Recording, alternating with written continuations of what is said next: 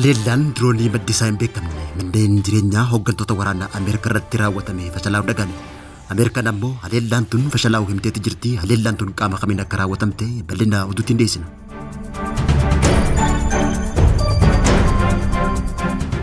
Pireezidaantiin Ameerikaa Doonaald Tiraamp lola Iraan irratti jalqabeen oomisha gaazaa sadarkaa gadaanaatiin hirrifnee jira jechuudhaan dubbate. Gama biraatiin ammoo Iraan buufata gaazaa Ameerikaan Iraaq raafaan keessaa qabdu haleeluun dhaga'ame. Dabni ministeera muummee Israa'el bakka bu'aa jaamee eegamuu naaftilee beenitee ibsa kanneen addunyaa nu jaalachuu hin dandeessu nutis addunyaa hin jaalannu jechuudhaan guyyaarraa ibsa kannuun dubbate.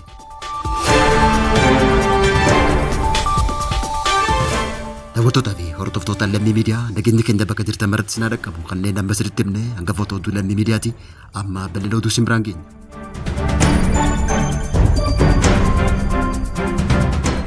Haleellaan diroonii maddisaa eessa akka ta'e hin beekamne manni jireenyaa ministeera dhimma alaa Ameerikaa Maarko Ruubiyoo fi ministeera waraanaa Ameerikaa Heegit irratti marsuun dhaga'ame. Guyyaarraa bitootessa 19 bara 2026 ganama barii dirooniin mana jireenyaa ministeera dhimma alaa Ameerikaa Maarko Ruubiyoo fi ministeera ajajaa waraanaa Ameerikaa Heegit irratti kan naanna'u yoo ta'u qondaaltonni waraanaa Ameerikaa lama bakka nageenyaa isaanii akka geeffaman dhaga'ame. Haleellaan diroonii maddisaa hin beekamne tun manneen jireenyaa hooggantoota waraanaa Ameerikaa irratti akkuma yaalamteen yaaliin haleellaa diroonii kun carraaqqii humna qilleensaa Ameerikaatiin fashalaa'uun dhaga'ame. Kanaan dura Ameerikaan haleellaa raawwachaa jirtu kan hin dhaabne yoo ta'e Iraan ammoo naannoo Ameerikaa keessumattuu Kaalifoorniyaatti haleellaa diroonii raawwachuu akka dandeessu akeekkachiisuun yaadatama. Yeroo ammaan tana yaalii haleellaa manneen jireenyaa hooggantoota waraanaa Ameerikaa irratti raawwatame kana hordofuudhaan eegumsi hooggantoota Ameerikaa daran akka cimu ajajamu gaazexaan Washington Post guyyaarraa gabaase. Gabaasa kanaan wal qabatee gama hooggantoota Ameerikaatiin ibsi kenname qondaaltonni waraana Ameerikaa torban lama dura dirooniin eenyummaa maddisaa hin beekamne Washington DC keessatti Fort LC fi GNM Nair irratti argamu Fort LC GMC Nair irratti argamu isaanii ibsanitti jiru. Buufanni kun mana ministeera dhimma alaa Ameerikaa Maarko Ruubiyoo fi ministeera ittisaa Ameerikaa Hoogesitti kan raawwatame yoo ta'u yaaliin kun irra deddeebi'aa turuu gabaafameeti jira.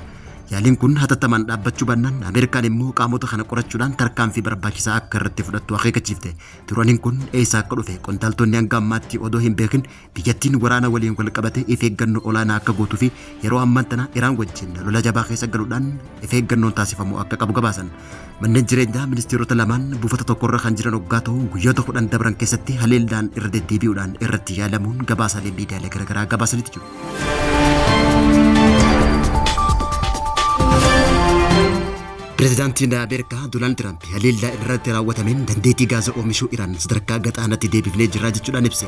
Iraan ammoo dirree gaazii uumamaa Raas Laafaan Ameerikaan qaatara keessaa qabdu haleelluun dhaga'ame. Haa ta'uutii malee Doonaald Tiraamp ibsa isaatiin Iraan buufata Ameerikaa qaatara keessaa deebitee kan haleeltu yoo ta'e oomishni gaazii Teheraan kan kanaan dura hin raawwatamneen haleellaan akka irratti raawwatamtu akeekkachiisee jira. Haleellaan Israa'el dirree gaazii Paarsii kan kibba Iraan irratti raawwate hordofuudhaan Iraan bu'uuraalee misoomaa qaatara keessatti haleeluudhaan haloo bahuun ibsameeti jira. Tiraamp haleellaa Israa'el tana keessa Ameerikaas ta'ee qaatara akka harka hin qabne dubbachuudhaan Iraan gocha isii kana yoo hin dhaabne dirree gaazii Paarsii kan kibba Iraan guutumatti akka barbadeessitu beeksise. Pireezidaantiin Ameerikaa eega Iraanii wajjin lola jalqabe baajata waraanaa Ameerikaan doolaara biiliyoona 10 lakkaa'amu kan baase yoo ta'u waraana dabalataa Iraan irratti banuuf doolaara biiliyoona 200 akka isa barbaachisu pireezidaantiin Ameerikaa Doonaald Tiraamp dubbachuun dhaga'ame. Ministeera raayyaa ittisa biyya Ameerikaa bulchiinsa Tiraamp waraana Iraan wajjin jalqabee itti fufsiisuuf baajata doolaara biiliyoona 200 dabalataan gaafachuu isaa beeksise. Pireezidaantiin Ameerikaa Doonaald Tiraamp bara dhufu baajata waraanaa gara tiriliyoona takka qabxii 5tti ol guddisuuf kan karoorfate yoo ta'u torban jalqabaa waraana Iraan irratti jalqabee qofaan pireezidaantiin Ameerikaa Doonaald Tiraamp baajata waraanaa mootummaa Ameerikaa biiliyoona 10 takka ol baasuun gabaafameeti jira.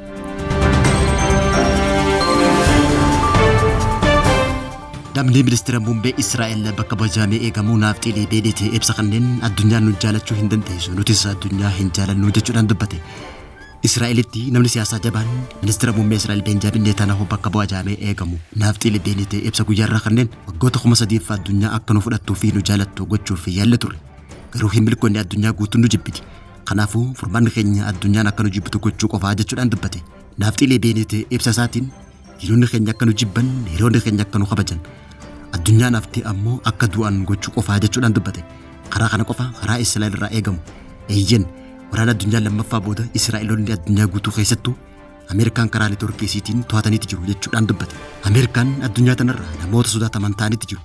Akkaataa isaan warra isaan morman baay'ee galeessaa irraa qofa doon taane warra dhiyaatillee itti dadhabsiisan akkaataa namoota siyaasaatiif hooggantoota daldalaa butaniitti kiyyoo isaanii keessa galchan adeemsa dhaabbilee daldala addunyaa gurguddoo diiguu bilchina dhaabbilee teknoolojii gurguddoo ittiin babal'isan akkaataan isaan biyya hunda keessatti ergamtoota mataa isaanii kan dhugumaan kan baay'ee nama ajaa'ibsu jechuudhaan naaftii libbeenit nama ministeera muummee Israa'el taajame eegamu kun haasawu kana taasisu gabaasni Oosint Defender bulchat jira.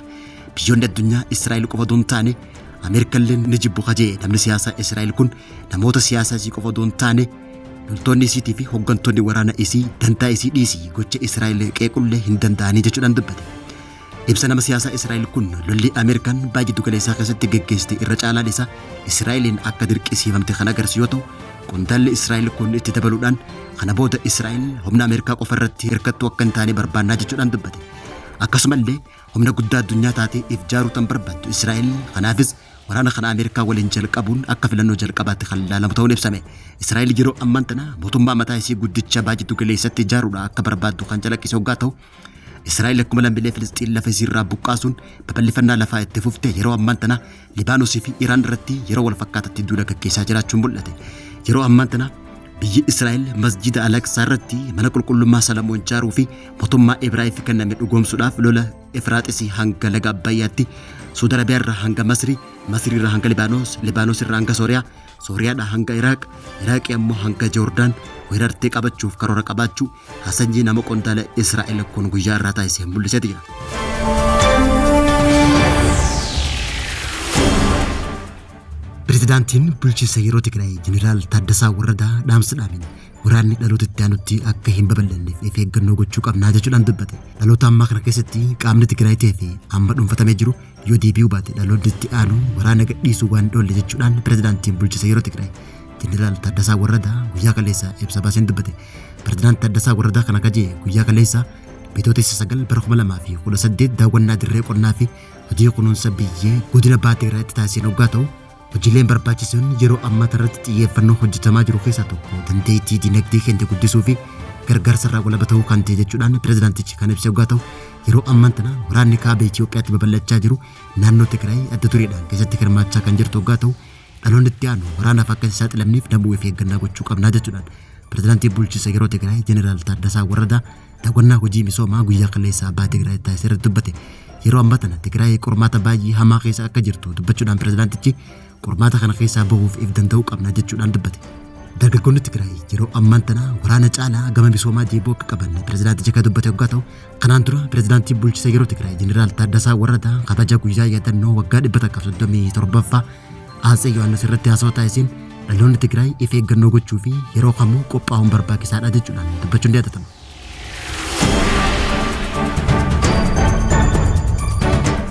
Daawwattootaa fi hordoftoota lammii miidiyaa irraa oduun yeroo kanaaf isin biraan gahaa turre kan hanga ammaatti hordofaa turtanii turtii gaarii.